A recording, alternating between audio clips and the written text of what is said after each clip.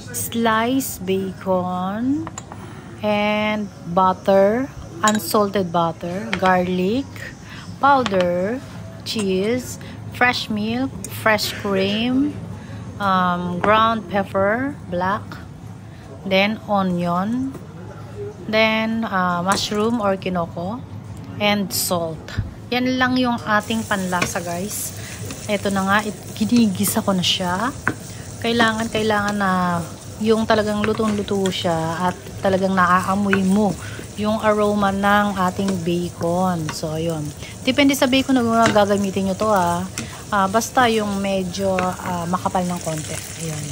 Tapos, naglagay ako dito ng tomato paste para magkaroon siya ng konting color kapag nilagay na natin yung fresh milk. Ayan. Then, hanggang sa lumabas yung kanyang aroma. Ayan. I-soak mo lang siya dyan sa fry pan. Ayan.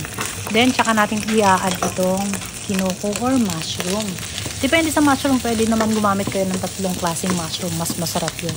Yun nga lang, mas mahal yung inyong pasta. Ayun. Magdadagdag lang kayo ng konting budget pagdating sa ganun. Depende sa inyong style. At ito na nga, naglagay ako dito ng mga limang kutsaritang ng sandok na yan, ng water. Hanggang sa dito na naglalagay na ako ng mga pampalasa. So guys, hindi ako nag-a-add ng mga viyon or what. Ang panlasa ko lang nilalagay dito is yung salt tsaka konting bechin lang. As in konting-konti lang talaga. Kasi yung lasa ng kinoko tsaka butter and fresh milk is nandun na yung lasa niya. Yung mga nilagay mo na natural na ingredients mo. Napakasarap na yan. So ngayon, kukulaan mo lang ng konti yan, pero in low heat. Kasi kapag high heat, ang nangyari dyan is magbubuo-buo yan. So nakikita nyo naman, sa low heat siya. Then pag binalik mo na yung pasta, ito na yung pasta, luto na siya. Ibinalik mo siya dito sa may fry pan, kailangan dun ka palang mag-start ng mag-high heat.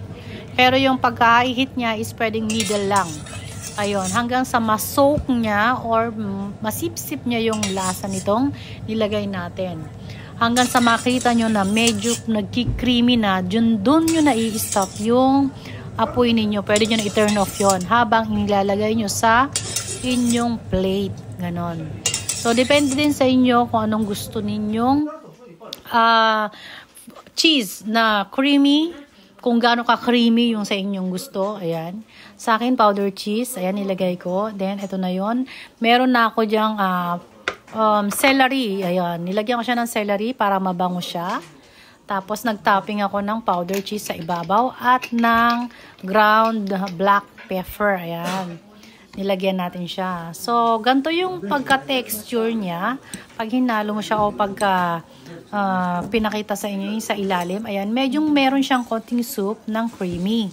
Ayan.